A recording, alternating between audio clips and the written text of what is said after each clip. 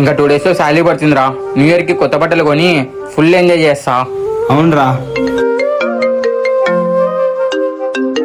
రే ఓ 2 నిమిషాలు రా, అమ్మ కాల్ చేసి మాట్లాడేసి వస్తా. సరేరా.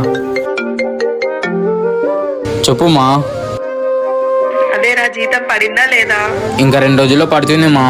శాలరీ పడగానే కొంచెం తొందరగా పంపు. ఇంట్లో పరిస్థితి ఏమీ బాగలేదు. కొత్త సంవత్సరం వస్తుంది కదా, ఇంట్లో సరుకులు కూడా ఏమీ లేవురా. సరే అమ్మా, నేను పంపిస్తా గాని.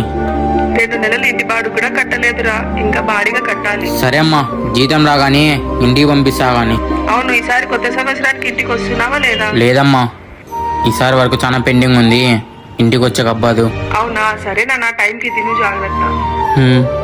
సరే. రే నీకు ఒకటి చెప్పేది మర్చిపోయినా. న్యూ ఇయర్కి మన వాళ్ళందరూ ట్రిప్ ప్లాన్ వేస్తున్నారు, నువ్వు వస్తున్నావు కదా? లేదురా. ఏమైందిరా, ఇప్పటి వరకు బాగానే ఉంటాయి కదా, న్యూ ఇయర్కి అది కొనాలి ఇది కొనాలంటివి. అవునరా, న్యూ ఇయర్ వస్తుందని సంబరపడాలో, లేక మారింది క్యాలెండర్ మాత్రమే మన బతుకులు కాదని బాధపడాలో కొంచెం కూడా అర్థం కావడం లేదు. సర్లేరా, పతాన్రా.